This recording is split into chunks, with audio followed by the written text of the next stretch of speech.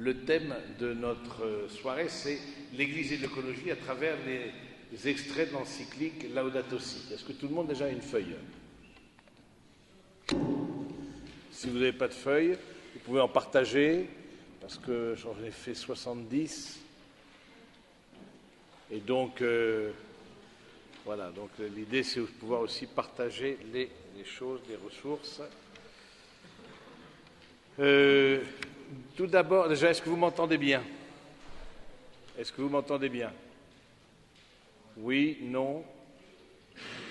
Répondez, oui, non? Les gens du fond, vous m'entendez bien? Bon. D'abord, la question de cette encyclique Laudato Si du pape François sur l'écologie, c'est une première sous plusieurs aspects. Alors, vous n'êtes peut-être pas très familier des encycliques, mais premièrement, elle a une chose assez nouvelle, c'est que le titre soit en italien. Laudato Si, qui, comme vous le savez, fait partie des premiers mots du chant à la création de saint François d'Assise. Hein, vous connaissez le chant Laudato Si, o mi Signore. Et donc, voilà, c'est d'abord en italien que le pape a voulu donner cette encyclique et non pas toutes les autres encycliques. C'est des encycliques dont le titre est en latin. Alors, mais ce n'est pas complètement,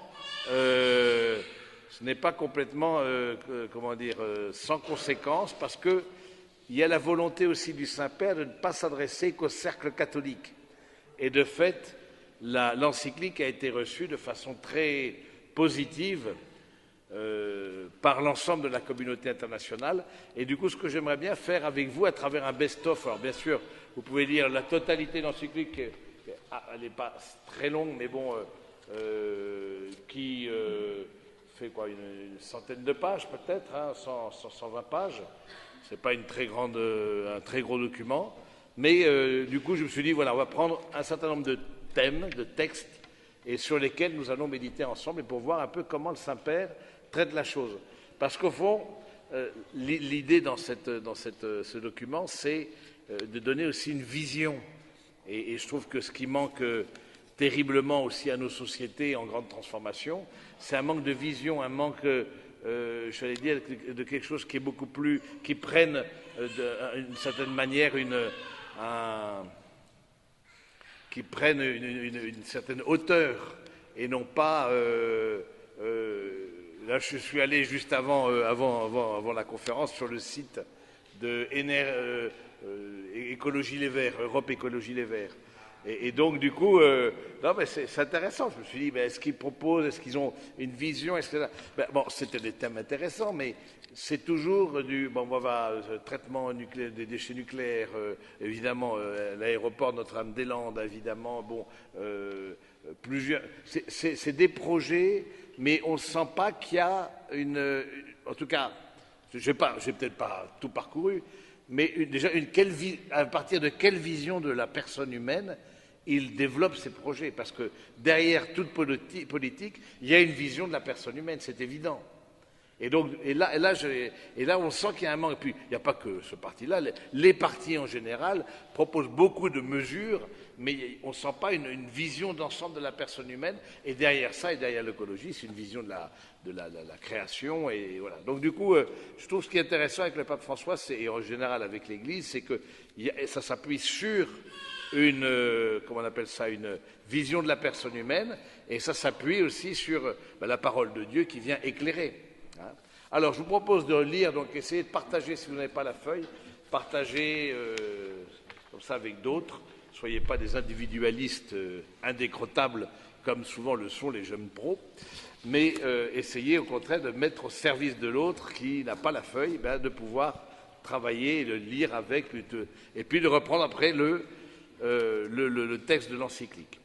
Si au numéro 11, juste pour un petit thème technique, c'est-à-dire que les numéros, tous les enseignements du magistère, c'est-à-dire des enseignements des papes, c'est les numéros. Donc, quand vous faites une référence, vous citez le numéro. Ce n'est pas la page, parce qu'il y a plusieurs éditions.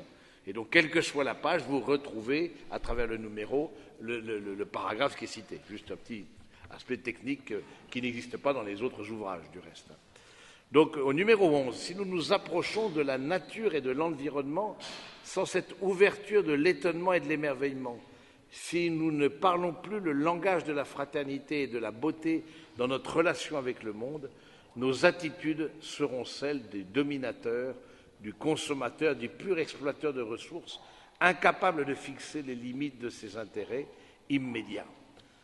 En revanche, si nous nous sentons intimement unis à tout ce qui existe, la sobriété et le souci de protection jailliront spontanément.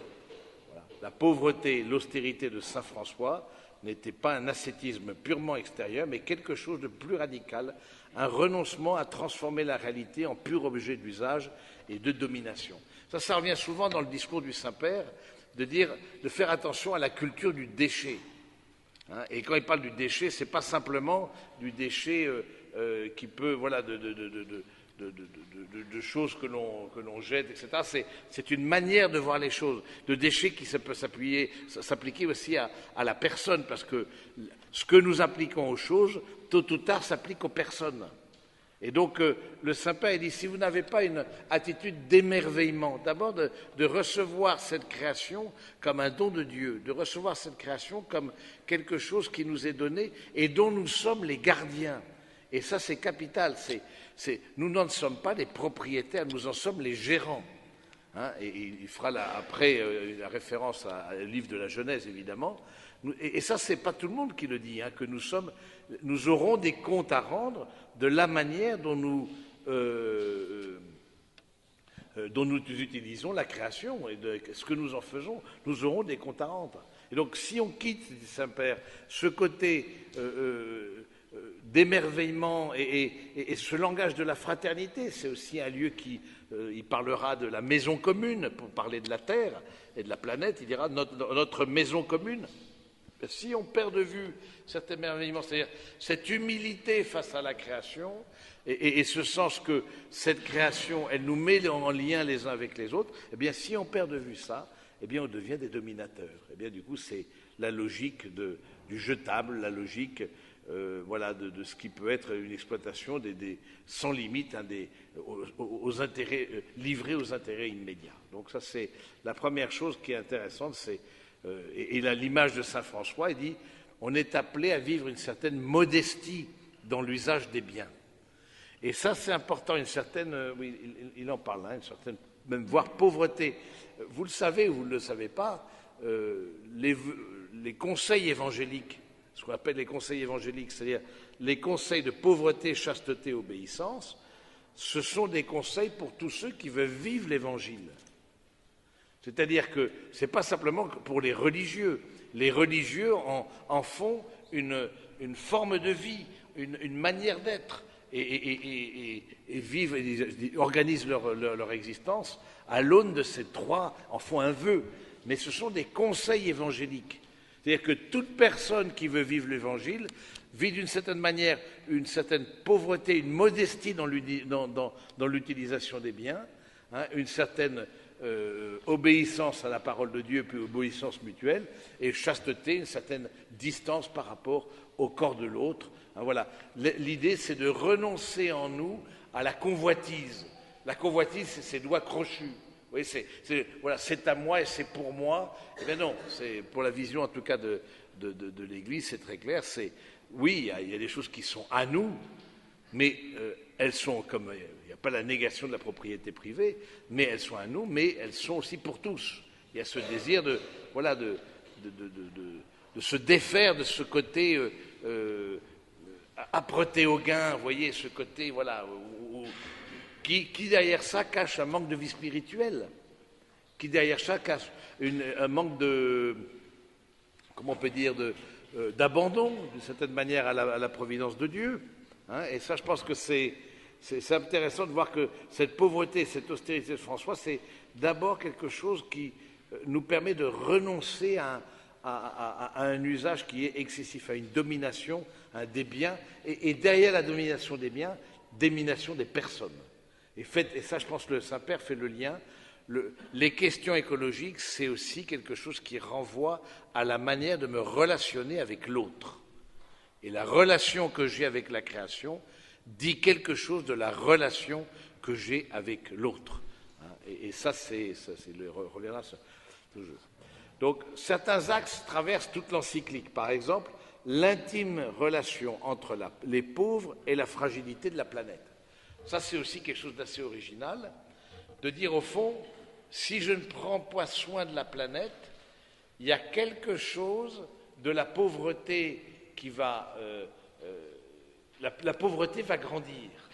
Parce que des personnes, et on le voit, peut-être, on n'en prend peut-être pas assez conscience, mais parmi les mouvements migratoires, il y a les migrants climatiques. Non seulement c'est des personnes qui, la plupart, fuient les guerres ou la pauvreté, mais on aura de plus en plus des migrants climatiques, des personnes qui, dans leur pays, ne peuvent plus vivre à cause des dérèglements climatiques, à cause ou de trop de sécheresse, ou de trop de pluie, ou de que sais-je. Et donc, il dit, voilà, si vous ne prenez pas soin de la planète, il y a quelque chose de la pauvre. Vous préparez des grands mouvements de population, et on voit bien les conséquences et les difficultés que ça génère. Vous préparez des grands mouvements de population, parce que les gens feraient, et nous ferons pareil, s'ils n'ont pas quoi vivre chez eux, ben, ils vont là où il semble qu'il y ait plus à vivre. Et ensuite, surtout, vous créez une tension entre les peuples.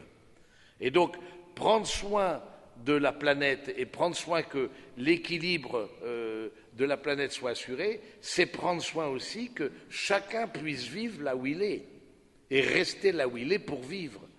Mais si j'exploite on va prendre la question de l'Amazonie par exemple, si j'exploite l'Amazonie, je veux en tirer un profit maximum, etc., progressivement, c'est ce qui fait le poumon de la planète, par exemple, ça aura des conséquences sur d'autres qui ne pourront pas rester dans leur lieu où ils étaient auparavant pour travailler et vivre, et se déplaceront, et du coup, ça engendrera la pauvreté, et la pauvreté engendre les migrations, et les migrations sont souvent source de tension.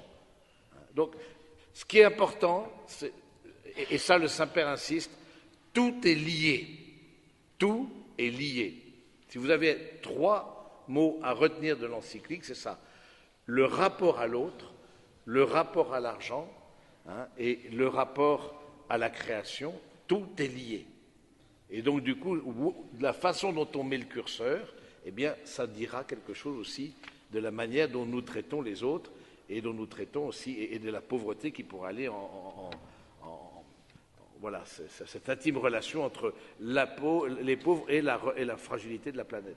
La conviction que tout est lié dans le monde, la critique du nouveau paradigme et des formes de pouvoir qui dérivent de la technologie, l'invitation à chercher d'autres façons de comprendre l'économie et le progrès, la valeur propre de chaque créature, le sens humain de l'écologie, la nécessité de débats sincères et honnêtes, la grave responsabilité de la politique internationale et locale, la culture du déchet et la proposition d'un nouveau style de vie. Voilà, le Saint-Père carrément il dit, s'il y a des choses qui ne bougent pas dans notre manière d'envisager tout ce qu'on vient de voir, envisager la technologie, envisager le rapport à l'économie, si on ne met pas au cœur même de l'économie la personne humaine, et non pas l'appât du gain, eh bien, du coup, si on ne met pas ça, ça engendrera tôt ou tard une surexploitation de la création, et ça engendrera tôt ou tard bien, des déplacements de population et donc des pauvretés qui n'existaient pas auparavant. Donc,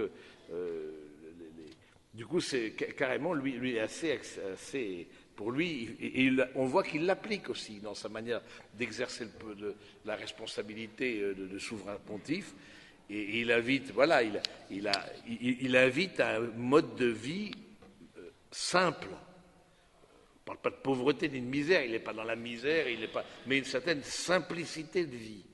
Est-ce qu'on n'est pas, après ces 30 glorieuses, etc., est-ce qu'on n'est pas appelé à une simplicité de vie, à quelque chose qui nous renvoie à une certaine modestie dans l'usage des biens, et à un certain lieu aussi, à un certain partage dans l'usage des biens. Et ça, je pense qu'il y a quelque chose, voilà, c'est pour ça, par exemple, comme vous le savez,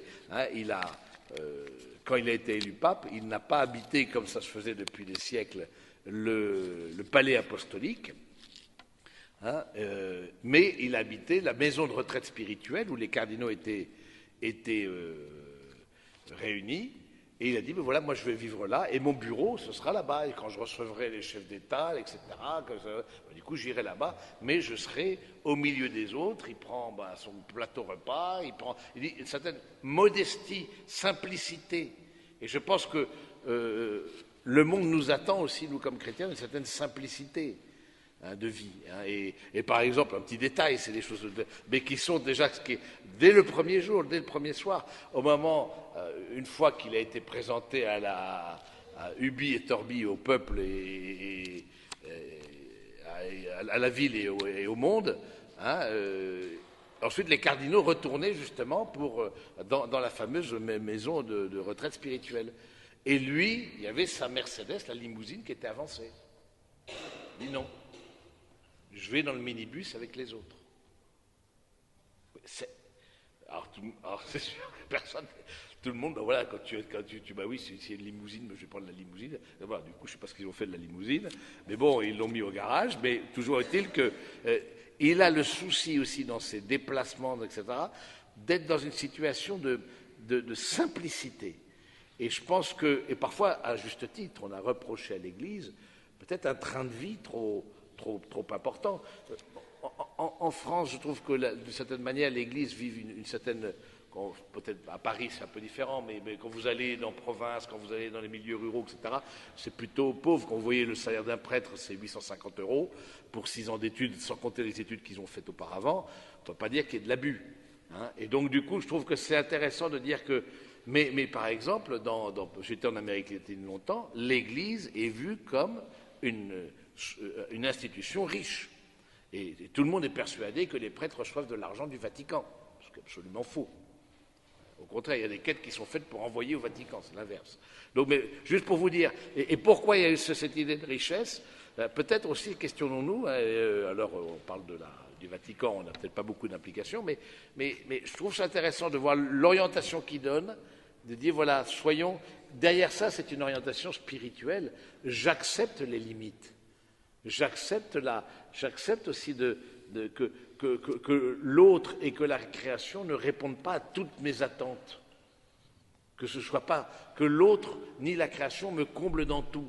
Cette course au bien-être, cette course au confort, cette course, etc., se paye à travers la création, mais se paye aussi à travers des personnes qui ensuite en pâtiront, même si ces personnes-là, on ne les connaît pas. Et donc, voilà, de mettre en place des autres formes d'économie alternative qui permettent peut-être un plus grand partage et donc aussi une protection de la création. Donc voilà, donc c'est intéressant de voir ça. Le numéro 25.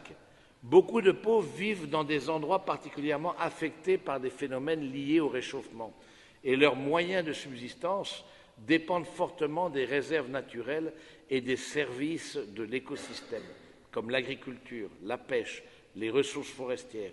Ils n'ont pas d'autres activités financières, ni d'autres ressources qui leur permettent de s'adapter aux impacts climatiques, ni de faire face à des situations catastrophiques. Ils ont peu d'accès aux services sociaux et à la protection. Voilà. Beaucoup de personnes pauvres dépendent que de la nature pour vivre. Et du coup, si on enlève, ou si la nature, et souvent par un désir d'âpreté au gain, si on puise dans la nature plus, la question de la pêche, des quotas de pêche, etc., mais aussi, on a parlé de la question de la forêt, etc., de l'agriculture, si on puise trop, etc., des personnes vont plus pouvoir vivre de leur travail et seront obligées de partir. Et donc c'est la pauvreté qui est derrière. Et donc ce lien entre défense de la nature et pauvreté, là on en a une illustration assez évidente, quoi. Donc, mais en regardant le monde, nous remarquons que ce niveau d'intervention humaine fréquemment au service des finances et du consumérisme fait que la terre où nous vivons devient en réalité moins riche et moins belle, toujours plus limitée et plus grise, tandis qu'en même temps le développement de la technologie et des offres de consommation continue de progresser sans limite.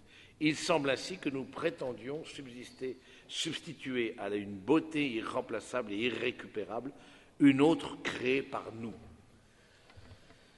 Comme vous vous en doutez, le Saint-Père n'est pas un grand défenseur du libéralisme. c'est peu de le dire.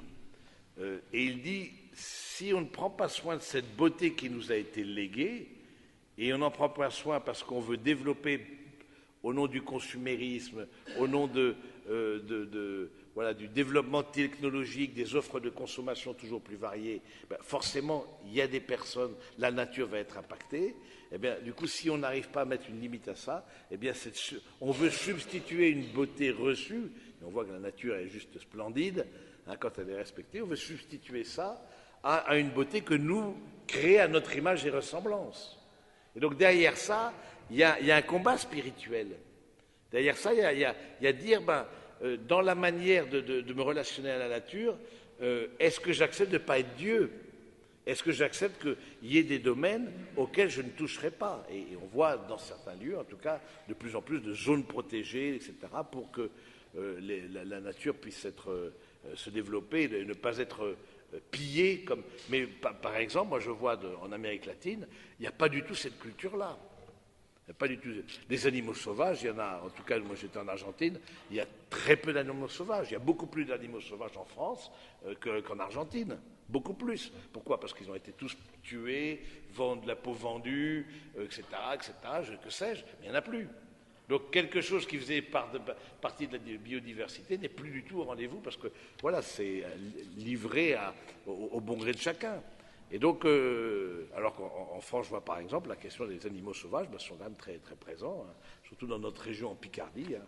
Vous croisez des sangliers tant que vous en voulez, et des cerfs, etc., mais qui sont en liberté. Donc voilà, je trouve ça intéressant de dire que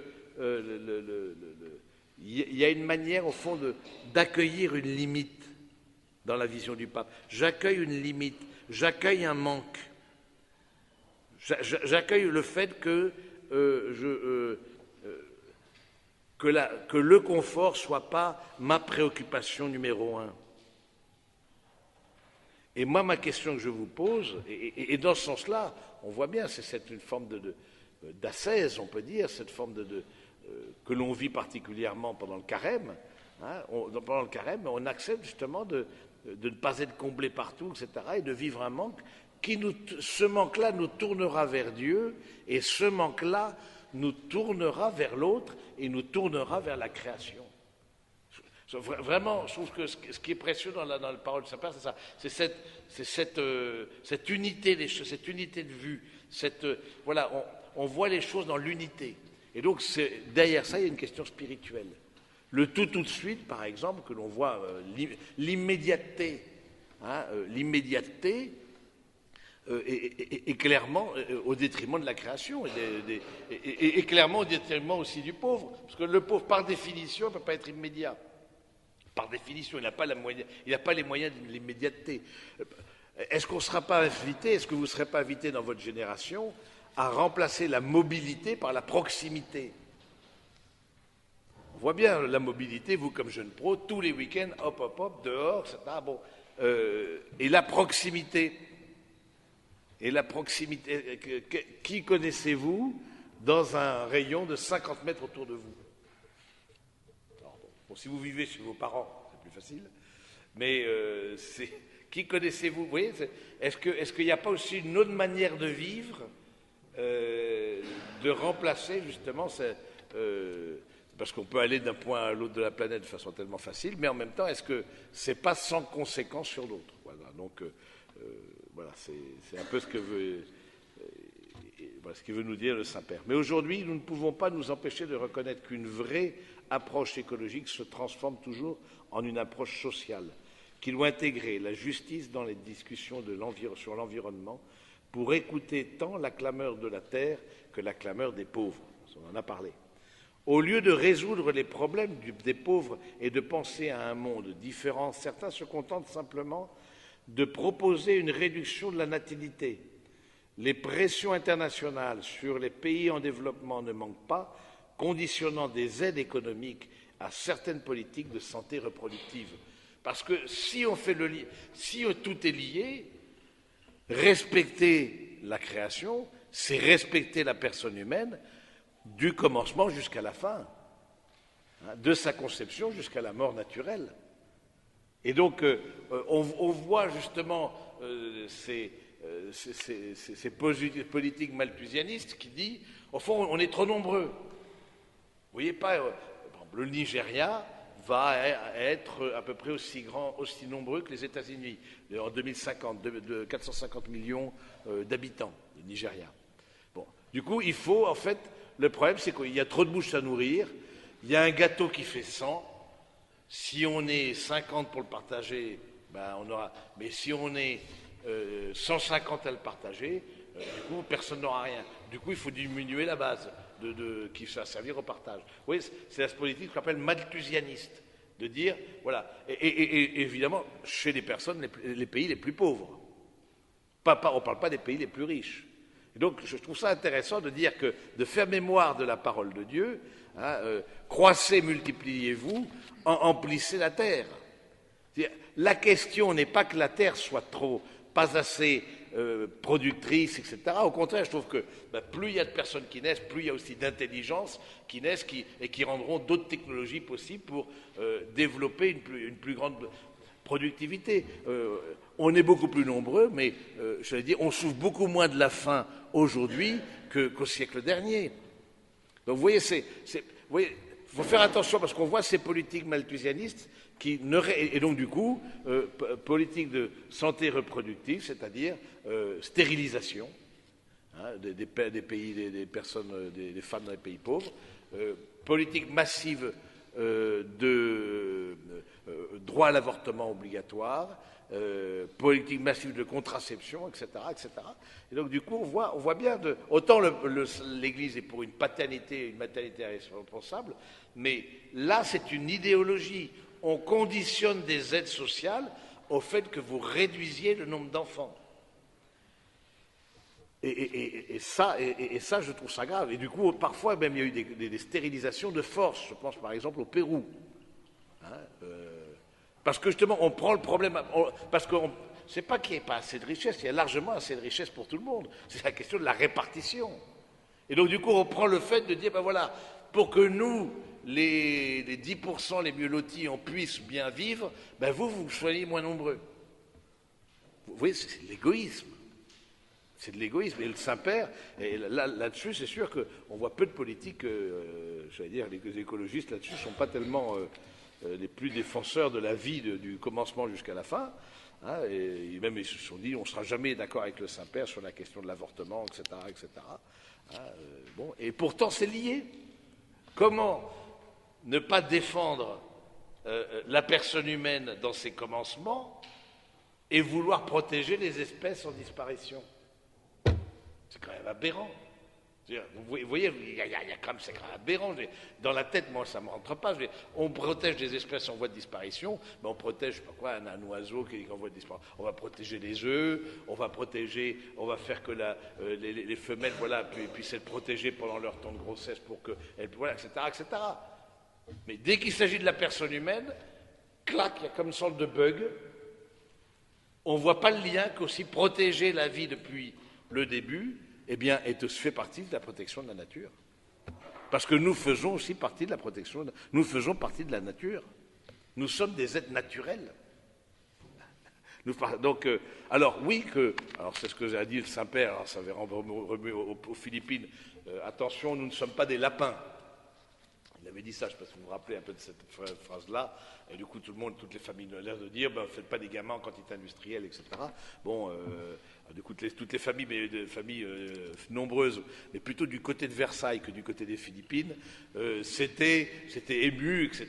Nous ne sommes pas les lapins, etc. Mais on a 6 enfants, c'est pas pour ça qu'on est... Oui, mais du coup, c'est pas tout à fait les mêmes vies ici et là-bas. Oui, il y a un appel à une maîtrise de soi-même et à une régulation de la natalité en respectant la nature. Là aussi, c'est intéressant. Bon, le Saint-Père n'en parle pas de ça. J'étais un peu déçu de ça, des méthodes naturelles de régulation des naissances. Bon, mais c'est naturel. Je veux dire, on trouve aussi... la nature a fait qu'il y ait des périodes de fertilité, de non-fertilité, etc. Et donc, du coup, voilà, mais on ne défend pas, c'est ça. Du coup, bien sûr que l'Église promeut une paternité, une maternité responsable. Il ne s'agit pas d'aller à tout va et de faire des enfants pour les laisser mourir de faim. On est bien d'accord. Mais vous voyez, là, ce que dit le Saint-Père, c'est autre chose. C'est-à-dire, aux autres de faire des efforts, moi je ne me priverai pas. Ça c'est pas de Dieu. Et aux pauvres de faire des efforts. C'est quand même, c'est dingue. C'est dingue. C'est vraiment, c'est pas de Dieu.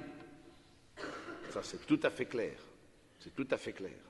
Hein, déjà ceux qui triment, ceux qui, à eux de faire des efforts, alors que là, pour avoir été dans traîner mes guettes dans des bidonvilles, etc., je peux vous dire que la plus grande, et peut-être vous, certains d'entre vous, vous avez fait des missions en humanitaire, etc., la joie, la plus grande joie, c'est de voir ses enfants, c'est de voir, etc.,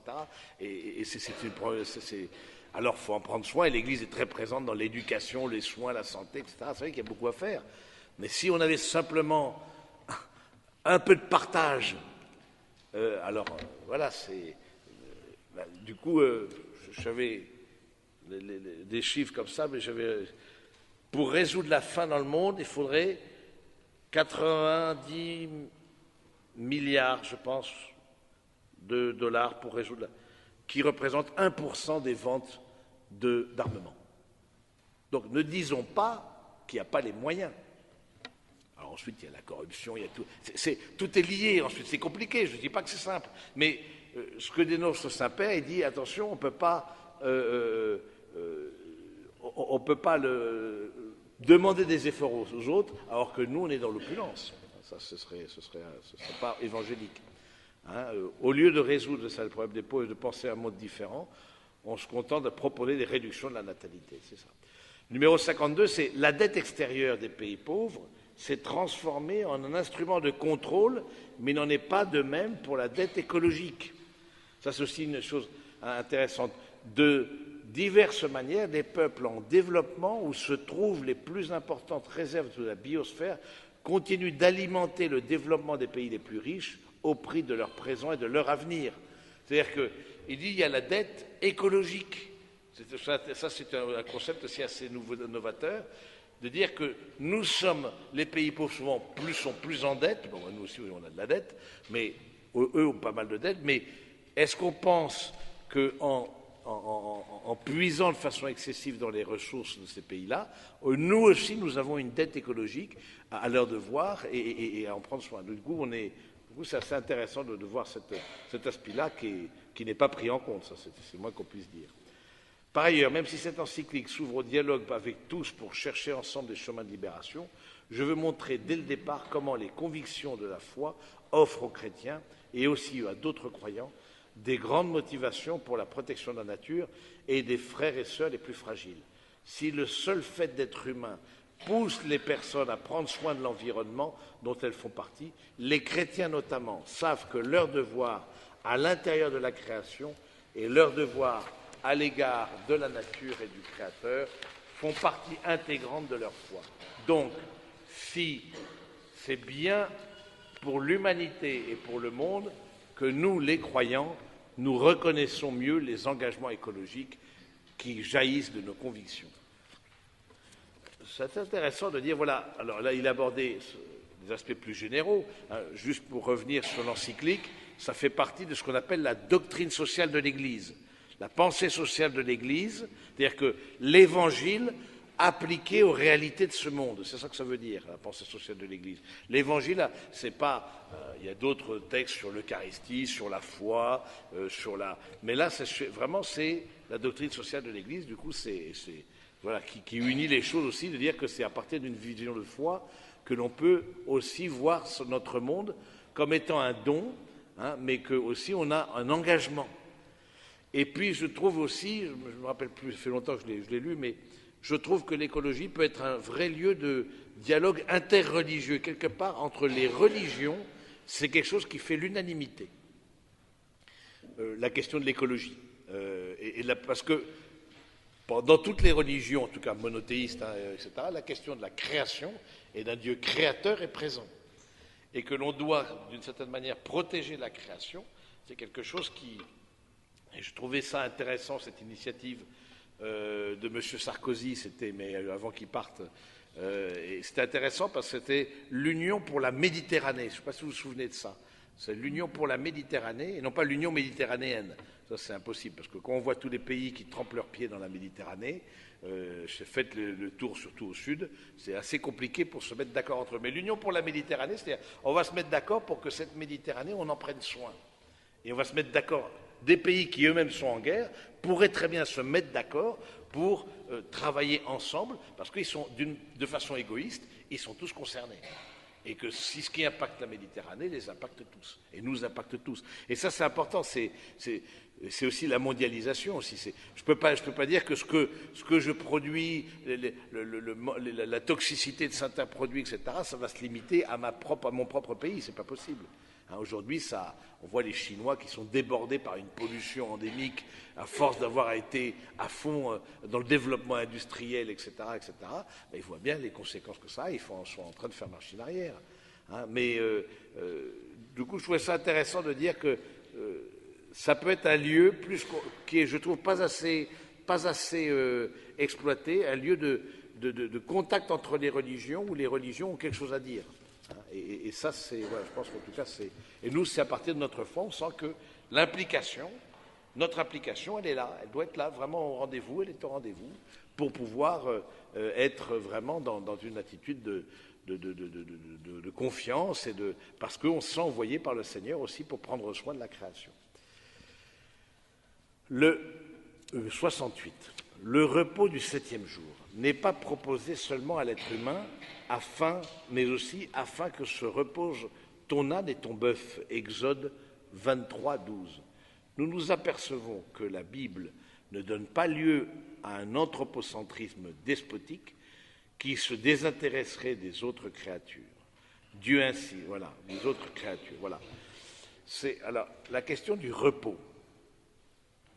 Et la question du Shabbat, hein, c'est dans l'Ancien Testament, mais le repos aussi dominical. Et c'est là où on voit que le repos de l'homme, c'était aussi le repos de la nature. Et donc on voit poindre par-ci par-là des velléités de vouloir travailler 7 jours sur 7, que tout soit ouvrable le dimanche. Vous allez par exemple à Londres, vous ne voyez aucune différence entre le dimanche et les autres jours de la semaine. Moi, je suis allé, je n'ai vu aucune différence. Tout est ouvert tout le temps, pratiquement. Peut-être certaines échoppes, je ne sais pas, mais en tout cas, c'est incroyable, tout est ouvert tout le temps. Mais vous voyez à quoi on reconnaît l'idolâtrie? À quoi on reconnaît l'idolâtrie? L'idolâtrie, on la reconnaît au fait qu'il n'y a pas de repos. Il n'y a pas de repos. C'est toujours l'idolâtrie de l'argent, l'idolâtrie du pouvoir, voilà, toujours plus, toujours plus, toujours plus. Hein? Et tôt ou tard, ce toujours plus se traduira par un coût écologique considérable. Et donc le fait d'avoir un repos aussi dans la Bible, il cite, ton repos, ce sera le repos aussi de ton âne et de ton bœuf. Et donc vous voyez dans la Bible, par exemple dans l'Ancien Testament, c'était le jubilé, la question des jachères. Tu feras reposer le sol, tu accepteras de ne pas en tirer profit, pour te rappeler que tu es créature, que tu n'es pas Dieu. C'est ça la question. Tu es créature, tu n'es pas Dieu. Et quelque part, le 7 jours sur 7, c'est une sorte de dire, voilà, je veux être Dieu, alors que Dieu lui-même, selon la tradition biblique, voilà, s'est reposé, il n'a pas créé le 7e jour. Et on voit bien que le repos dominical est assez bien, assez mis en voilà, c'est compliqué en tout cas, on sent qu'il y a des velléités de le supprimer. Au profit de quoi? On va dire on va consommer plus. Comme si les gens avaient plus d'argent, le fait qu'il y ait une journée de plus ouverte. Non. Alors oui, il y a les étrangers. Alors bien sûr, pendant que certains se reposent, d'autres travaillent. Ça, je suis d'accord qu'il y ait des restaurants, il y a des choses un peu admises. Mais vous voyez, derrière ça, c'est plutôt une idéologie de dire du toujours plus et que, quelque part, je n'accepte pas de limite. Quoi. Donc, est-ce que c'est... Dieu insiste. Qu'as-tu fait? Écoute le sang de ton frère crier vers moi du sol. Maintenant, sois maudit et chassé du sol fertile. C'est Caïn et Abel. La négligence dans la charge de cultiver, de garder une relation adéquate avec le voisin envers lequel j'ai le devoir d'attention et de protection, détruit ma relation intérieure avec moi-même, avec les autres, avec Dieu et avec la terre. Hein, Caïn et Abel, donc on voit, voilà, sois maudit et chassé du sol fertile. Voilà, vous verrez en Genèse 4. C'est intéressant de faire le lien, justement. Qu'as-tu fait de ton frère? Je ne me suis pas préoccupé de ton frère, je me suis préoccupé de mon frère, de fait. Et bien du coup, sois chassé du sol. Il y a quelque chose de la création auquel tu n'auras plus accès. Et il y a quelque chose de la création auquel on a accès quand on a aussi un souci de l'autre. Quand toutes ces relations sont négligées, quand la justice n'habite plus la terre, la Bible nous dit que toute la vie est en danger. Dans les récits si anciens, tout est lié. La protection authentique de notre propre vie, comme dans nos relations avec la nature, est inséparable de la fraternité, de la justice, ainsi que de la fidélité aux autres. Vous voyez, par exemple, là aussi, bon, le Saint-Père n'en parle pas dans l'encyclique, mais la fidélité, la stabilité matrimoniale, l'indissolubilité du lien matrimonial dans le sacrement de mariage. C'est quelque chose. Et on voit à revers, on voit la quantité de séparation. Maintenant, pratiquement pour beaucoup de familles, il faut 2 appartements. Il faut 2 appartements par famille. Donc, et puis on joue au ping-pong avec les enfants. Tout ça, ça a un coût aussi que la nature doit payer. Hein, et c'est là où l'Église est assez cohérente. À la fois, elle défend le lien conjugal, mais elle défend le lien conjugal précisément parce que c'est une manière aussi en étant dans une fidélité aux autres, d'être dans une fidélité à la nature. Alors, c'est vrai que Europe Écologie Les Verts, je ne l'ai pas vu dans son programme. Je l'ai vu dans aucun programme, je dirais. La défense du lien matrimonial. Bon, mais voilà, peut-être il m'entendrait, il pousserait des grands cris de. Voilà, mais c'est lié. C'est évident, c'est lié. C'est évident. Hein. Pour la tradition judéo-chrétienne, dire création, c'est signifier plus que nature, c'est dire un rapport avec un projet de l'amour de Dieu dans lequel chaque créature a une valeur et une signification. La nature s'entend d'habitude comme un système qui s'analyse, se comprend, se gère, mais la création peut seulement être comprise comme un don qui surgit de la main ouverte du Père de tous, comme une réalité illuminée par l'amour qui nous appelle à une communion universelle. Voilà, nous comme chrétiens, nous voyons la création comme un don qui nous appelle à une communion universelle. La fin ultime des autres créatures, ce n'est pas nous, mais elles avancent toutes avec nous et par nous, jusqu'au terme commun qui est Dieu, dans une plénitude transcendante où le Christ ressuscité embrasse et illumine tout, car l'être humain, doué d'intelligence et d'amour, tiré par la plénitude du Christ, est appelé à reconduire toutes les créatures à leur Créateur. Voilà, c'est la fin la finalité, le but ultime de la création, c'est pas nous. Nous sommes mis, l'homme et la femme sont les gérants, les gestionnaires, mais ils ont comme mission au plan spirituel de guider toute la création vers le Seigneur. Ils ont mission d'être les gardiens, les gérants, hein, et de tout remettre au Père par le Christ. Donc c'est intéressant cette dimension spirituelle aussi dans notre manière de concevoir l'écologie. Quand nous insistons pour dire que l'être humain est l'image de Dieu, cela ne doit pas nous porter à oublier que chaque créature a une fonction et qu'aucune n'est superflue. Tout l'univers matériel est un langage de l'amour de Dieu, de sa tendresse démesurée envers nous. Le sol, l'eau, les montagnes, tout est caresse de Dieu. L'histoire de l'amitié de chacun avec Dieu se déroule toujours dans un espace géographique qui se transforme en un signe éminemment personnel. Et chacun de nous a en mémoire les lieux dont le souvenir lui fait beaucoup de bien. Celui qui a grandi dans les montagnes, ou qui, enfant, s'asseyait pour boire l'eau au ruisseau, ou qui jouait sur une place de son quartier, quand il retourne sur ces lieux, se sent appelé à retrouver sa propre identité. C'est sûr que si, c'est évident, il y a des lieux qui nous touchent. Et ces lieux s'ils disparaissent, eh bien, quelque chose de notre identité qui disparaît. Si vous êtes touché par la montagne, si vous êtes touché par ou des lieux où vous avez vécu des choses, des lieux qui vous ont poussé à la prière, à l'émerveillement. La création, ce n'est pas seulement extérieur à nous-mêmes. Ça fait partie de nous.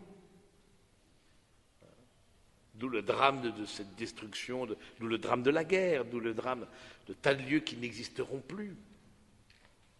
Et donc de quelque chose, donc le drame aussi des migrations, etc., des personnes qui, dans leur identité, ont été déracinées.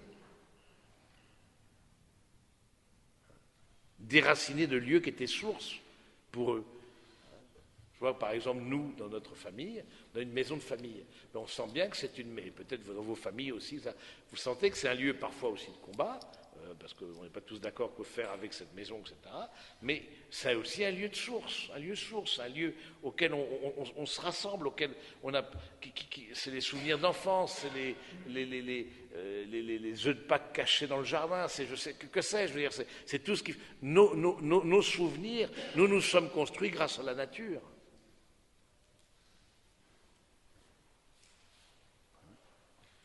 Qui a construit aussi ma propre identité. Le principe de subordination de la propriété privée à la destination universelle des biens et par conséquent du droit universel à leur usage est une règle d'or du comportement social et le principe de tout l'ordre éthico-social. La tradition chrétienne n'a jamais reconnu comme absolu et intouchable le droit à la propriété privée et elle l'a souligné la fonction sociale de toute forme de propriété privée. Saint Jean-Paul II a rappelé avec beaucoup de force cette doctrine en affirmant que Dieu a donné la terre à tout le genre humain pour qu'elle fasse vivre tous ses membres sans exclure ni privilégier personne. Oui, un des piliers de la pensée sociale de l'Église, ce qu'on appelle la destination universelle des biens. Alors que le communisme dit c'est à tous et c'est pour tous, alors que le libéralisme dit c'est à moi et c'est pour moi, la pensée de l'Église c'est à moi, mais ce que j'ai est une responsabilité. C'est à moi, mais c'est pour tous. Les richesses que je peux avoir, au plan spirituel, au plan intellectuel, au plan matériel, sont aussi une responsabilité par rapport à d'autres. Et nous ici qui avons tant reçu, ben voilà, à celui qui a été beaucoup donné, il sera aussi beaucoup demandé. Et donc de prendre conscience de ça, que à travers ce que j'ai reçu au plan intellectuel, spirituel, matériel, il y a un engagement par rapport à l'autre. Ça c'est la pensée, un des piliers de la pensée sociale de l'Église qui est très très fort. Et la propriété privée n'est pas un absolu. C'est pas un absolu. Si vous êtes, imaginons,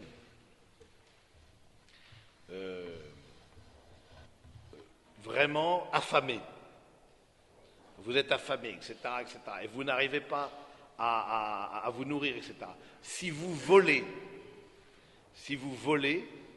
eh bien vous n'avez pas à vous confesser, parce que le fait d'être humain fait que aussi on doit recevoir et de la nourriture, et on doit recevoir, et dû à notre humanité, la nourriture, le soin, etc. Je veux dire, donc ça va très loin. Hein. Alors c'est sûr, si vous allez à l'étal de Fauchon et que vous prenez du caviar, là, c'est peut-être pas forcément dans un cas d'extrême nécessité. Mais c'est intéressant de voir jusqu'où ça va. La propriété privée n'est pas un absolu. C'est une responsabilité. Elle est reconnue, mais qu'est-ce que tu en fais? En quoi elle te pousse vers l'autre? Et par exemple, une maison de famille, en quoi cette maison de famille me pousse vers les autres, frères, sœurs, oncles, tantes, etc., cousins? En quoi c'est un lieu de communion? Moi, je suis très attaché à ça par rapport à notre maison de famille, parce que ça peut être très bien un lieu de division. Ça, il n'y a qu'à appuyer sur le bouton. Mais en quoi ce que j'ai me pousse à la communion? Voilà, mes amis. Alors, je vois le bureau déjà qui me regarde avec assistance. Je vais arrêter là. Est-ce que vous avez des questions? Vous lirez le reste des paragraphes. Est-ce que vous avez des questions? Oui. La propriété, je pas entendu. Oui. Alors, si elle divise, est-ce qu'il faut s'en débarrasser? Alors, premièrement, une propriété, c'est un cas concret, propriété de famille, si elle divise, bah, il y a- comment c'est arrivé que les propriétés de famille eh bien, ne soient plus dans les familles? C'est à cause des divisions. Mais là, en général, une propriété, c'est plus qu'une propriété. C'est-à-dire qu'une maison, c'est plus qu'une maison. C'est permet de, je vois très bien avec ma propre famille, permet de revisiter les liens entre les personnes. Et ce n'est qu'un épiphénomène. On va faire des travaux. Ah non, maintenant moi je veux faire à droite, moi je veux faire la salle de bain à gauche, moi je veux ça. Mais c'est l'épiphénomène de dysfonctionnement dans la famille. Et c'est l'occasion rêvée de s'engueuler. Donc, ce qu'il faut revisiter, le fait de vendre la propriété ne réconciliera pas la famille.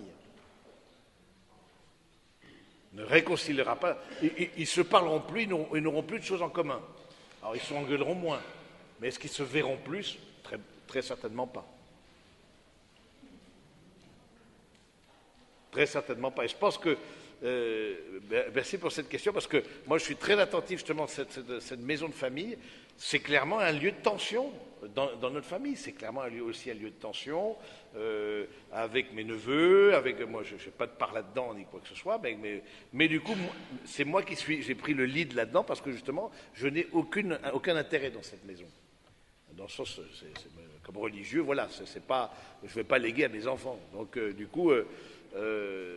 Mais du coup, c'est intéressant de voir au fond qu'à partir d'une question simplement qui peut paraître matérielle, on touche ensuite les relations entre les personnes et parfois les dysfonctionnements entre les personnes. Donc le vrai problème n'est pas la maison. Le vrai problème, c'est les dysfonctionnements, les personnes qui dysfonctionnent, les manques de pardon, de réconciliation, d'humilité. Oui.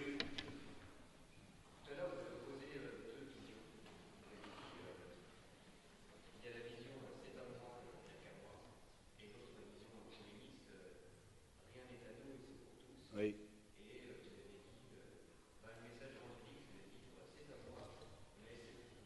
Oui. Oui, oui.